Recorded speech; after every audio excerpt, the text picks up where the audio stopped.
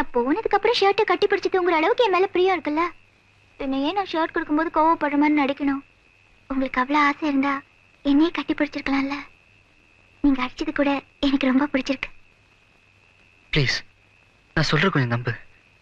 உன்னோட ஆசைகளுக்கும் எதிர்பார்ப்புகளுக்கும் தகுந்தவன் நான் இல்லை.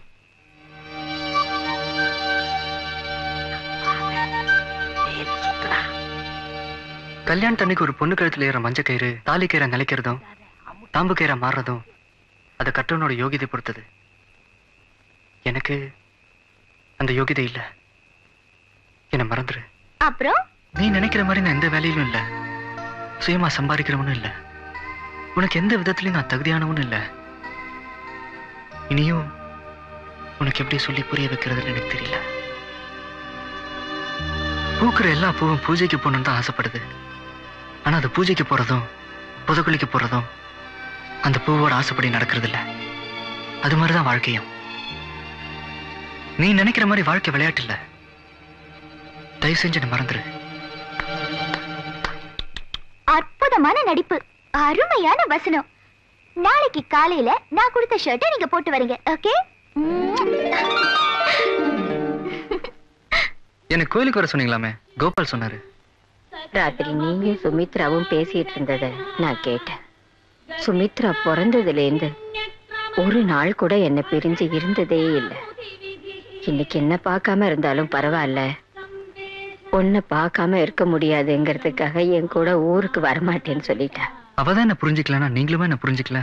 உன்னை நல்லா புரிஞ்சுக்கிட்டதுனாலதான்ப்பா உங்ககிட்ட பேச வந்தேன். காதலிக்கிற பொண்ணு முன்னால விதவிதமா ட்ரெஸ் போட்டுக்கிட்டேன். நான் அப்படி இப்படின்னு பொய் சொல்லிக்கிட்டு தெரியுற இந்த வயசுல வேலை வெட்டி இல்லாதவங்கிற உண்மையை சொன்னியே, அதுல உன் நேர்மையை புரிஞ்சுக்கிட்டேன். திடீர்னு நான் கண்ணை மூடிட்டா என் பேத்தி அனாதையா நிப்பாளேன்னு நான் நினைச்சுக்கிட்டு இருந்தேன்.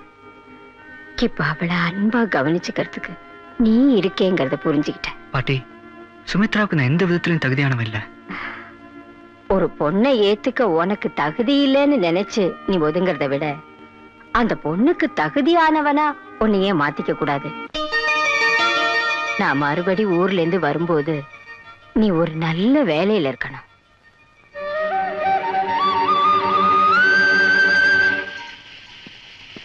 நிலுப்பா, எங்க போற? இந்த கம்பெனில ஏதாவது வேலை கிடைக்குமான்னு. தம்பி, இப்பெல்லாம் மனுஷன் செய்யற வேலையை மிஷினே செய்யுது. பல வருஷமா வேலை செஞ்சவங்களுக்கு எங்க வேலை இல்ல. இப்ப போய் புதுசா வேலை கேட்க வந்திருக்க. போ போ, சொந்தமா தொழில் செஞ்சு போச்சுக்க போ. இது பாருங்க, கல்யாணத்துக்கு வேண்டிய நகை புடவை எல்லாம் எடுத்து கொடுத்துட்டேன். இனி என்னென்ன வேணுமோ அதெல்லாம் முன்னாடியே கேட்டு வாங்கிக்க. கடைசி நேரத்துல கேட்டு என்ன தொல்லை பண்ணாது, புரியுதா? அம்மா, 10,000 ரூபாய் பட்டுப்புடவை எடுத்தனால அதை எடுத்து கொடுமா. ஏமா, இப்ப கையில காசு இல்ல, வரும்போது வாங்கி தரல. நாம கல்யாண வேலையை அலைஞ்சிட்டு இருக்கோம். உங்க அப்பா எங்க குடிச்சிட்டு தெரியறாரோ என்னவோ.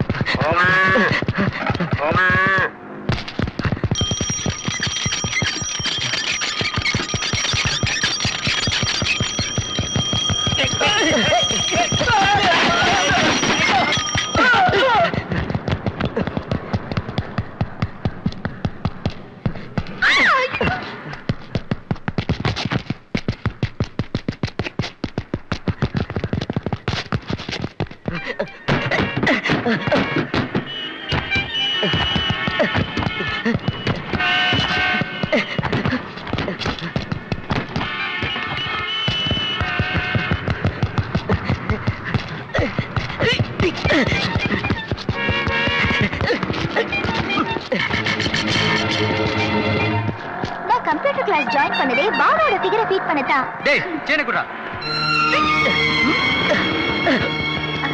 எனக்கு கொஞ்சம் வேலை இருக்கு, அப்புறமா பார்க்கலாம்டி. என்ன தகராறீங்க சார்?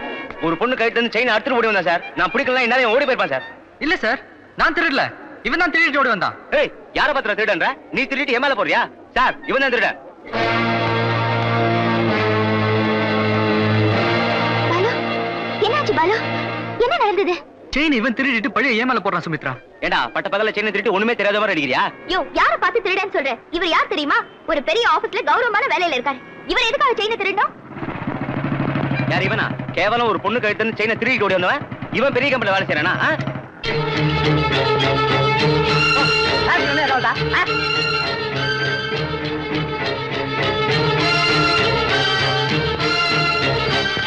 ஏண்டா சில்லறை வேணும்னு போய் சொல்லி என் பேரை யூஸ் பண்ணி சைக்கிள் திருடிட்டு போனானே. நீ சிட்டிக்குள்ள எங்கேயாவது என்கிட்ட மாட்டு வேணும் தேடிட்டே இருந்தா நானு. அட ஊரடிச்ச திருடனா இருப்பான் போலுக்கு. அவன் பாக்கெட்டை செக் பண்ணி பாருங்க, இன்னும் என்னென்ன திருடி இருக்கான்னு பாப்போம்.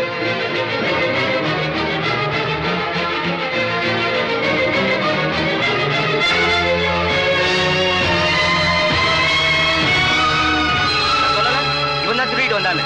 இப்போ அதை நம்புங்க சார். இல்ல நான் அடிக்கல, என்ன நம்புங்க சார். இந்த செயின் எப்படி என் பாக்கெட்ல வந்ததுன்னு எனக்கு தெரியாது. ஏண்டா போலீஸ்காரங்க திருநாச்சே நீ? உண்மையை சொல்லுங்க, நீங்க திருடுனீங்களா? சைக்கிள் திருடுனது உண்மைதான், ஆனா செயினை நான் திருடல. என்ன நம்ப சுமித்ரா. என்னைக்கு ஒரு திருடன் எல்லாத்தையும் தானே திருடனதா ஒத்துக்கிட்டு இருக்கான்? கேவலம் ஒரு சைக்கிள் திருடன்னு சொல்றியே, உனக்கு வெக்கமா இல்ல? இவ்வளவு கேவலமானவன் கூட பழகுறத நினைச்சு நான் வெக்கப்படுறேன், வேதனைப்படுறேன்.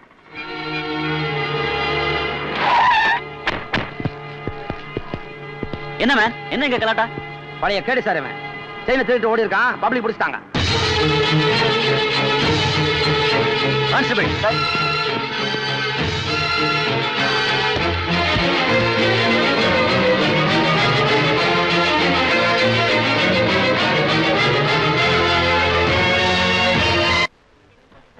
ஆமா, வக்கீலே வந்துட்டாரு. இன்னும் கொஞ்ச நேரத்துல வந்துருவாருமா. அம்மா, நான் சேம்பர் வரைக்கும் போயிட்டு வரேன், நீங்க எங்கேயே இருங்க. சரி.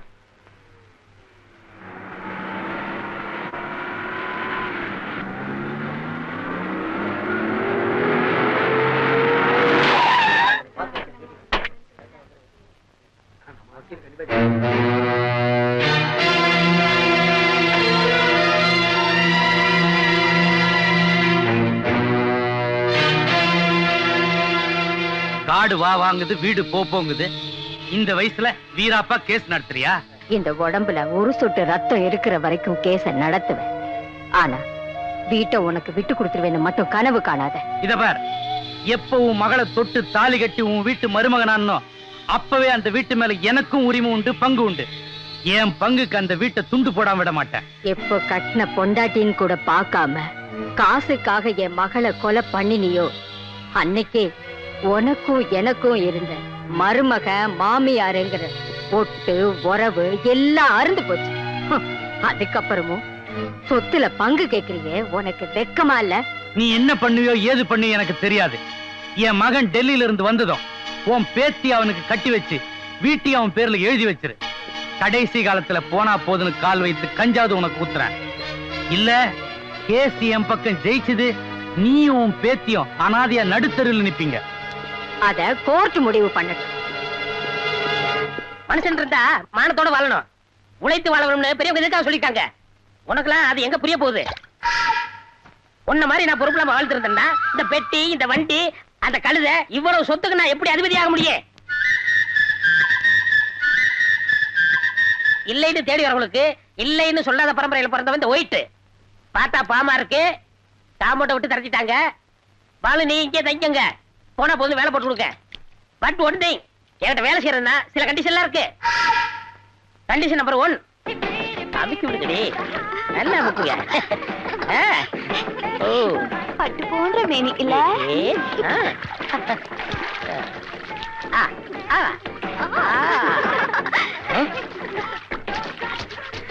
நோடிய ஃபூல். கோபால் பாத்து வாஷ் பண்ணு, ஸ்கின் பாயிலடா போகுது. 3 பேபிஸ ஆஸ்திரேலியா வந்து கொண்டு வர எவ்வளவு சிரமப்பட்ட தெரியுமா? நான்சென்ஸ். கம் ஆன் கேர்ள்ஸ், கேரியர் ஊட்ரி. Condition number 2, When she woke up late in the morning, like every day I just begun. She opened up her eyes and thought, oh what a morning. It's not a day for what art, it's a day for catching time. She was lying on the beach and having நான் 3 song compose பண்ணிட்டேன், இன்னும் 2 துணி கூட நீ துவைக்கல. fun. It was enough. Position number 3.